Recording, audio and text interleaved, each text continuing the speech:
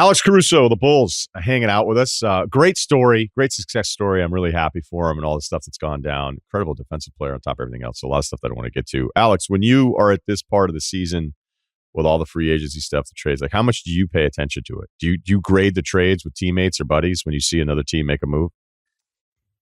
It maybe not as in depth as some of these big networks do, but I mean, there's definitely basketball talk between teammates and just in general.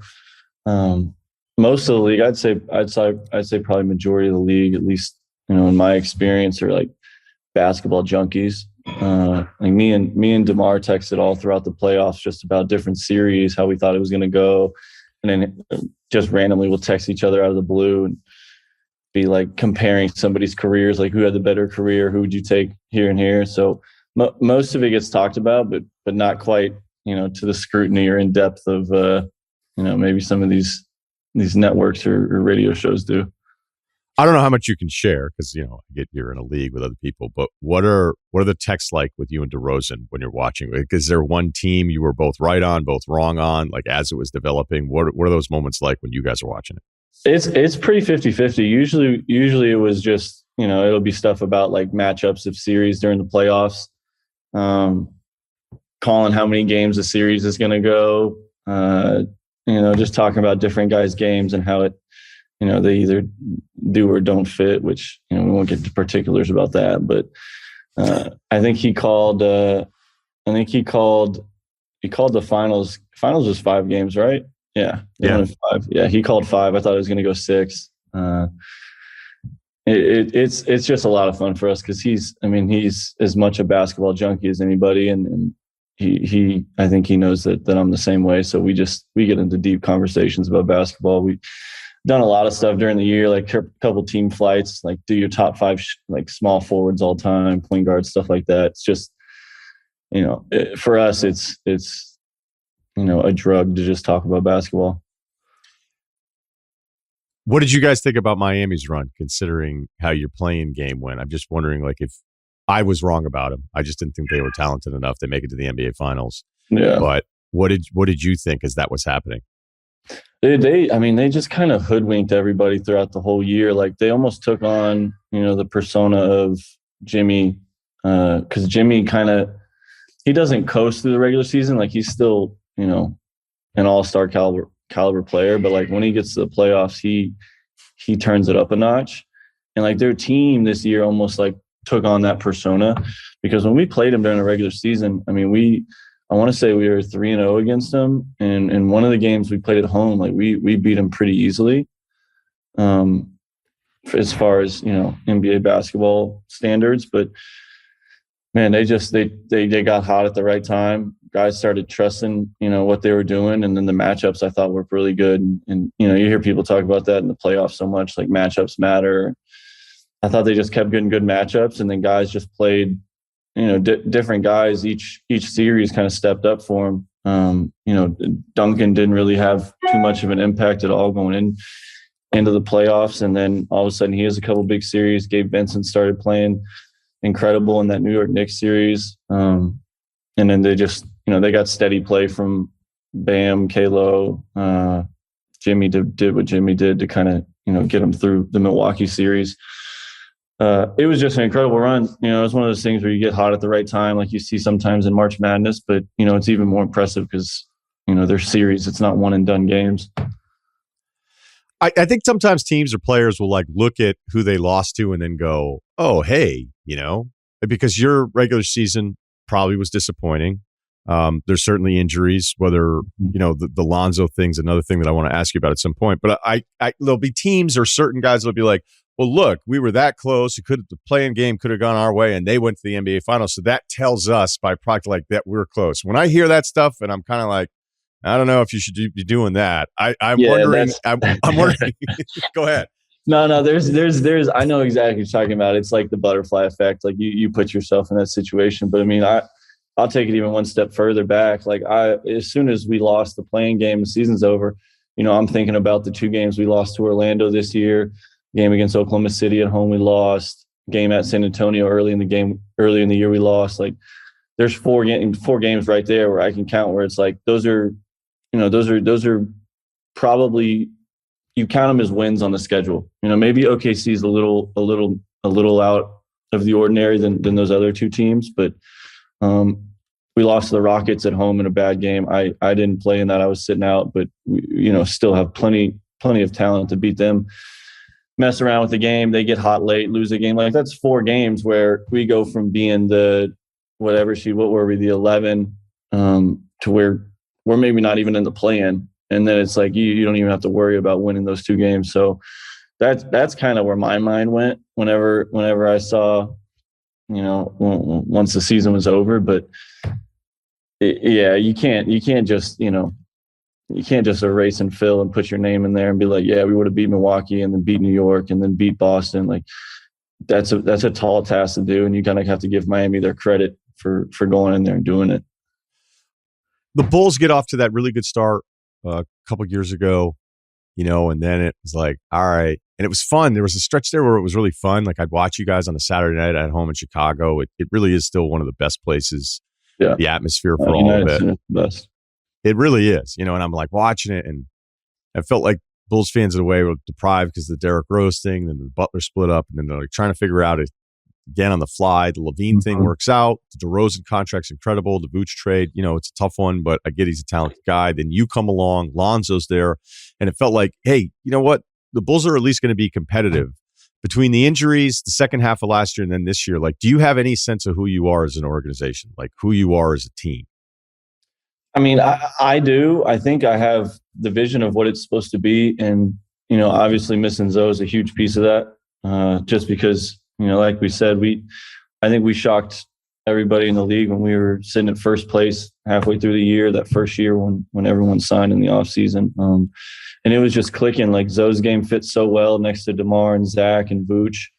And then we had, great role players, young players that, Pat Williams, Ayo played probably better than a rookie would his first year, and then Kobe White just continuing to grow and get better for us that year. I thought we had a really, when you look at all the boxes you need to check for being a good team, I thought we had a lot of them checked. Could score in different ways, could play in a half court. Zoe, me on defense, kind of disrupting, letting us get out in transition, getting easy buckets there, and then. We just, everybody that, whether you want to call it deficiency or maybe just, a skill that guys aren't as good at, like, we kind of covered each other up in the areas that we needed to.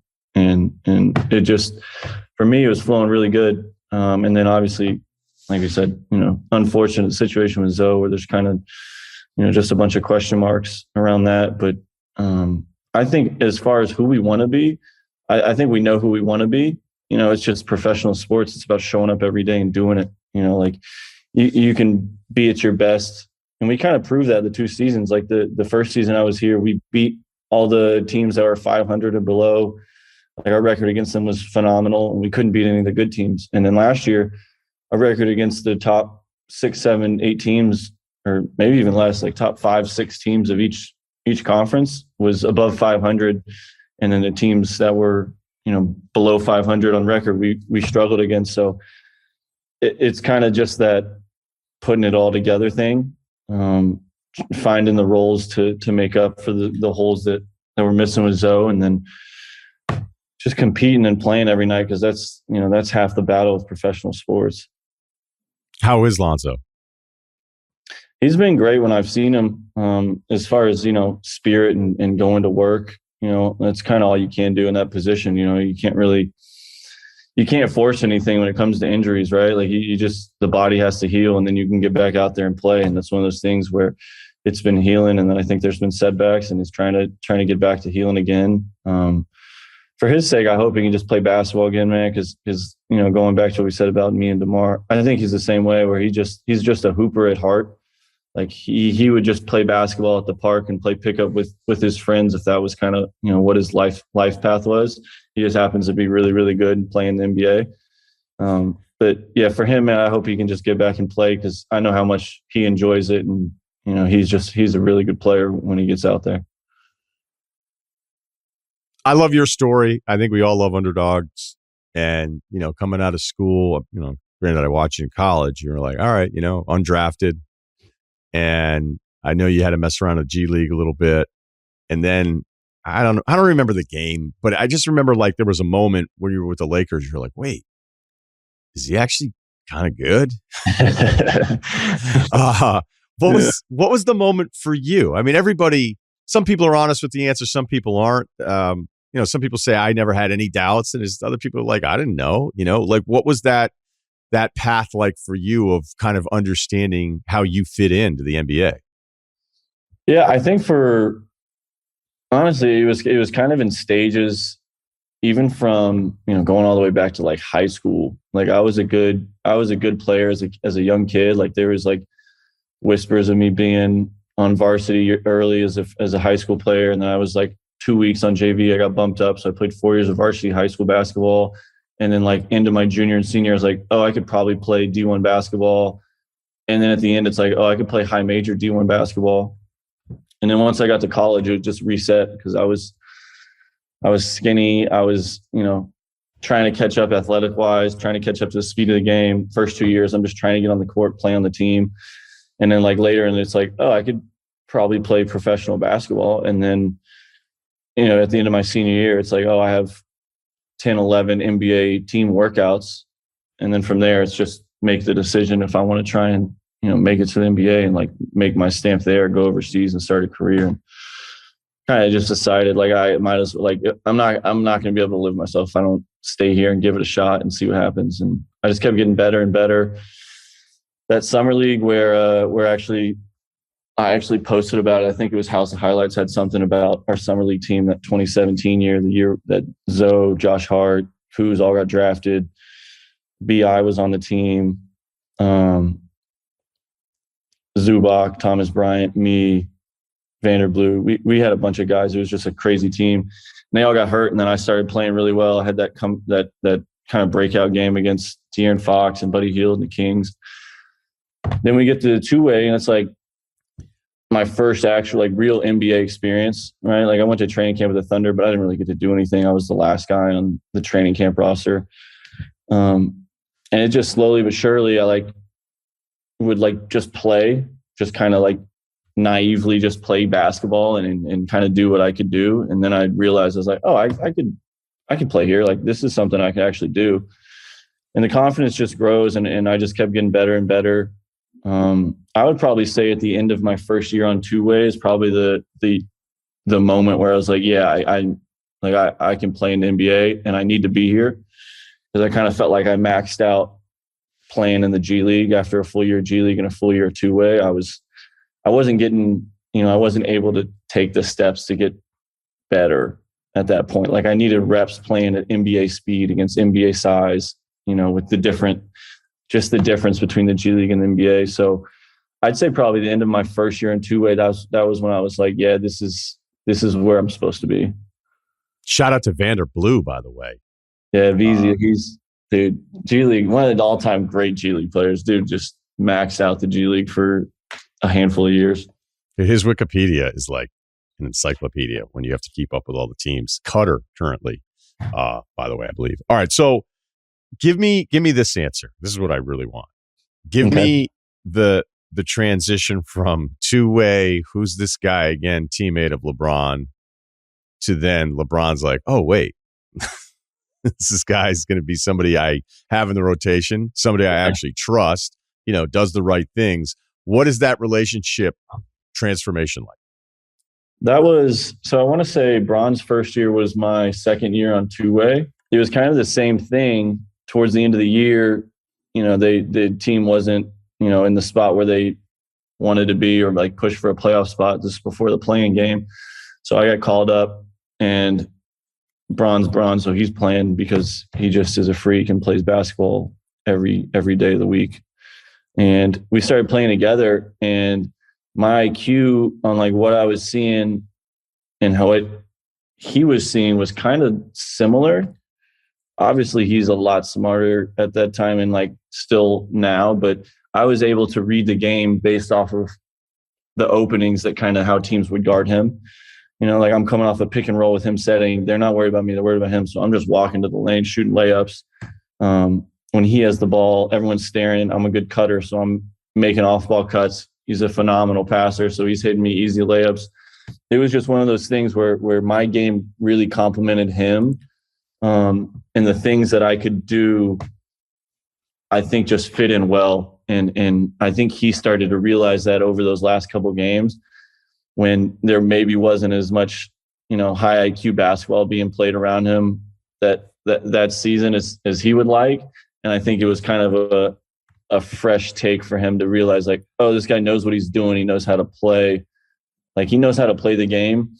You might as well keep him around. And obviously that, then I went to summer league and kind of moseyed my way through the second summer league after my second year in two-way, just like, all right, I'm ready to play in the NBA. And then I signed with him for those 2 years.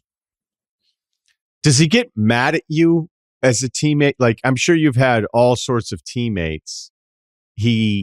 Everybody that I've ever heard that coach or play with him, like, no, this isn't BS. Like, he really does see the game in a special way.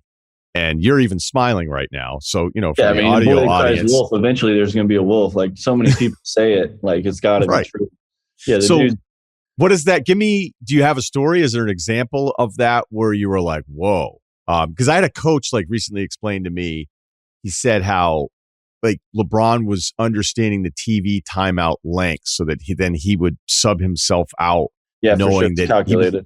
Right. He would know I'm not missing a ton of game time, but in real time, it's like I'm getting 2 extra breaks. Yeah, he'll sub out the first. We used to do that. He would sub out first. AD would play the whole first quarter. He would sub out, the last, I don't know, was it 30 seconds before the 2-minute timeout? So then he's getting, the 2 minutes and 15 seconds of game time. That's what he's missing. But in totality, he's getting like 10 minutes of real rest.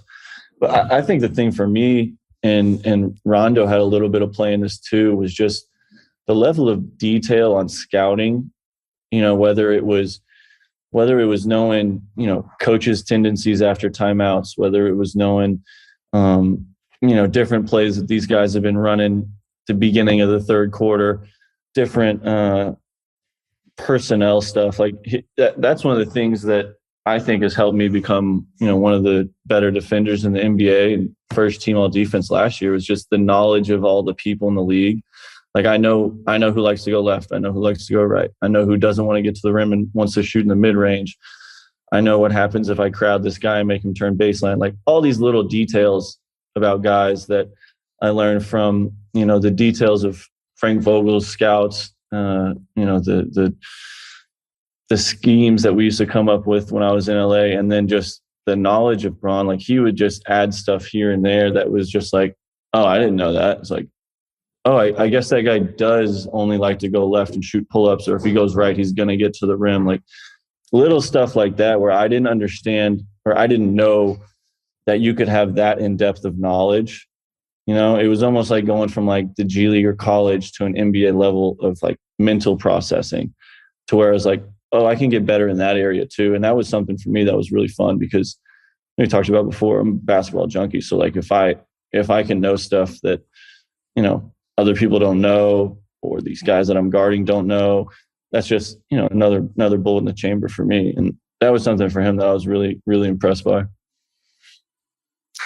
All right, let's talk about some of the guys that you go up against, because I don't always remember, especially as we're almost into July, like what your primary assignment on the opposition would be all the time. But you were incredible defensively this year, and you could see it. And then you look at the numbers, and you're going, man, like, this is like another level of what are you doing? So, do they put you on SGA?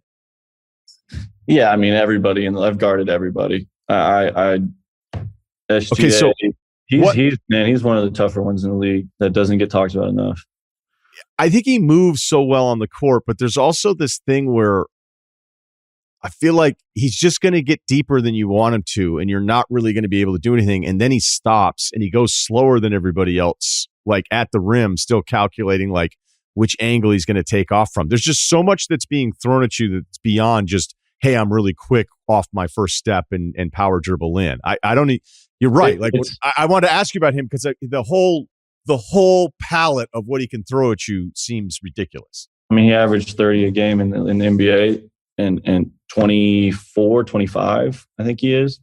Like, that's not from predetermining anything. Like he can shoot threes, he can shoot in the mid range, he can get fouled, he can play in the little 6-8 foot floater range, and then he can get to the rim and finish. One of the things you see with some of the best scorers in the league is like they'll average 5, 6, 7, 8 free throw attempts per game. So right there, they're already at, they're shooting 80%. They're at 6 points there. So now they're getting 24. Let's say they make 3 threes.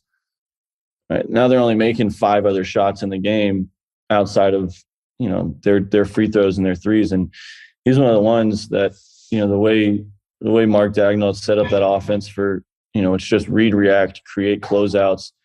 And playing off closeout as the defender in the NBA is like one of the hardest things to do, right? Because you're usually traveling a handful of steps, stopping on a dime, and then this guy who knows what he wants to do, who can, now that we're in the current NBA, can shoot threes, can dribble, and can pass. Like that's how OKC is set up. It's hard for you to take all that away and then worry about this guy that's shooting, whatever his splits are and scoring 30 a game. But he just makes great reads. Whatever you kind of give him, that's what he takes. And then even then, if you're like square in front of him, he's stronger than he looks, and he's 6'6", 6'7" with a whatever wingspan. Like I'm 6'5" with a 6'5" wingspan. Like I have decent size for a guard in the league, but he's more of like a big guard wing size playing point guard. So he can kind of just, I don't think he really has a deficiency in his game. And that's kind of what makes him, that's what makes the guys in the league that are elite. That's what makes them so hard to guard, is because they can score at all 3 levels. They can get fouled. And then the guys that don't predetermine what they're going to do, that's when, for me as a defender, it's like, okay, now you got to pay attention and really try to like make life hard for them, or else they're just going to get 30, 35. I imagine you'd still rather deal with him than like getting switched to Luka, right? Dude, I mean, there's no right answer to that, Like, I mean, they both have. It's a different game for each of them, right? Luka's a little more methodical, almost like Joker, where it's like it lulls you to sleep, like it's almost lazy, and then he uses his size. I mean, Luka's 6'7", 200 something pounds. Like he's a big guy. Like that's why he takes, when you put little guards on him, he just takes them to the post and just turns into Dirk. But yeah, I mean, there's I don't think that there's a right answer. That's like asking me any guard all-star in the league. Right. No. It's like there's no right answer. Right. Yeah, I guess it shouldn't, because that's not fair. Because then if you're like, actually, Luka, I kind of figured him out a little bit. I mean, I know stuff about everybody, but there's a class of 10, 15 guys in the league where it's like you can play perfect defense, they still are probably going to score. Where's Jamal Murray on that right now? Because he's everybody's favorite now that he has a ring. Yeah, man, Jamal's been so good for a couple of years now. He's one of the underrated guys in the league that doesn't get talked about enough, probably just because Joker is such a good player and like such a historically, he's going to be first ballot whenever he's done playing. But Jamal, man, the tandem of them two and the sets that they run in Denver, it's just hard for you to stay in front, because Jamal's another guy that can kind of do it all. Like he can shoot threes off the dribble, he can shoot threes off the movement, he can get to the mid range and shoots his little 1 foot kind of quirky like half spin, and then he can get into the paint and he can get fouled. So for him too, the dudes that play in Denver, like their conditioning's just elite, like just naturally, like they have that little bit of advantage.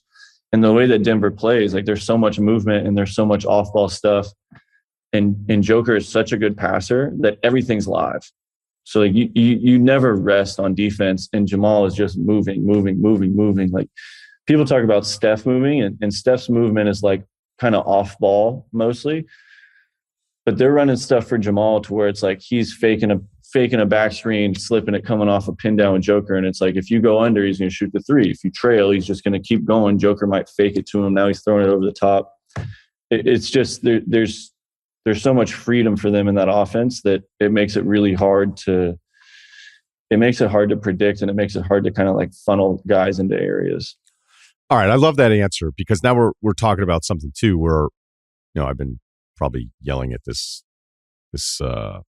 point too long, but just, the Golden State part of it where they keep playing to the end of the shot clock, right? Play through the possession, just keep moving. Like, why would you run your first thing and then if it doesn't work, then everybody stop? But like, it's also going to be nights where you don't have it. There's going to be plenty of possessions throughout a season, hundreds and hundreds of possessions where you just don't feel great about it. But are you surprised, even with 30 NBA teams, that they'll still feel like there's certain teams where you go and thinking about your defensive game plan where you're like, you know what? These guys kind of run the first action and then it's kind of over. And that's what they do. I think it's surprising, at least for me, from the outside, that I'll see, even at this level, a handful of teams where I'm like, you guys can't get your guys to just keep moving still. And I don't know. It seems like just there's some offenses that are a little easy to prepare for. I think that's still, it's a bit of a generational transition thing because a lot of teens basketball, even earlier than that, it was all based around like getting your guy the ball in an isolation and letting him get his shot up. And there's still a lot of that in the NBA, but majority of it now, just, people are looking at the analytics, they're looking at the stats. It's like the more passes you make per possession and the longer you wait in the shot clock, more times than not, you shoot a higher points per possession, or you're going to score and shoot better percentages.